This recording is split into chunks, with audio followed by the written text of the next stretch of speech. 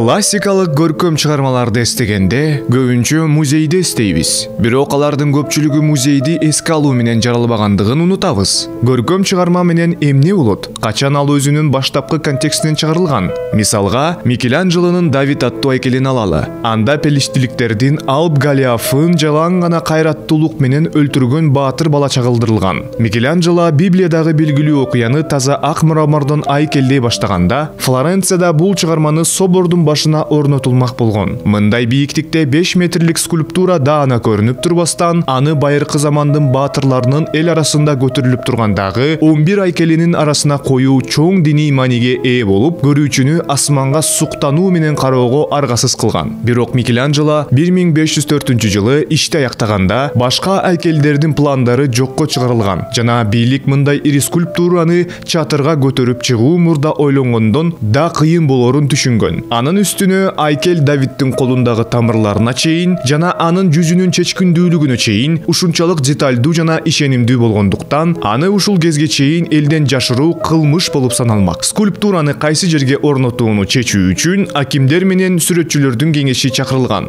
Натыйжада аны Палаццонун мэриянын жана жаңы республикалык өкмөттүн үйүнүн алдындагы Синьория аянтына орнотуу чечими кабыл алынган. Бул жаңы жайгаштыруу айкелдин маанисин өзгөрттү. Банктарды көзөмөлдөө аркылуу шаарды муундан муунга башкарып келе жаткан Медичи кланы жакында сүрүлүп, Флоренция өзүн бай жана күчтүү атандаштар тарабынан курчалган эркин шаар деп эсептелген. Эми Давид басымдуу күчкө баатырдык менен каршылык көрсөткөн. Анын чечкиндүү көз карашы эми кардинал Джованни Медичи жашаган Римге багытталган. Эскертүү болуп калды. Айкелдин өзү өзгөрүлбөсө дагы, анын жайгашкан жери диний маанисин саясий маанисине толугу менен өзгөрттү. Ал эми азыр Давидтин көчүрмөсү дагы деле болсо Палаццодо турса, 1873-жылы түп нуска искусство академиясынын галереясына көчүрүлүп, ушул күнгө чейин сакталган. Музейдин тынч чөйрөсүндө Микеланджелонун көптөгөн бүтпөй калган скульптуралары менен катар ачыктан ачык диний жана саясий мааниси артка чегинип, Микеланджелонун көркөм жана техникалык талантын көрүүчүлөрдүн калыс баалоосуна мүмкүнчүлүк берди. Бирок бул жерде кыраакы көрөрман Давидтин башы менен колу пропорционалдуу эмес чоң экендигин байкайт. Скульптура атайын ушундай жасалган.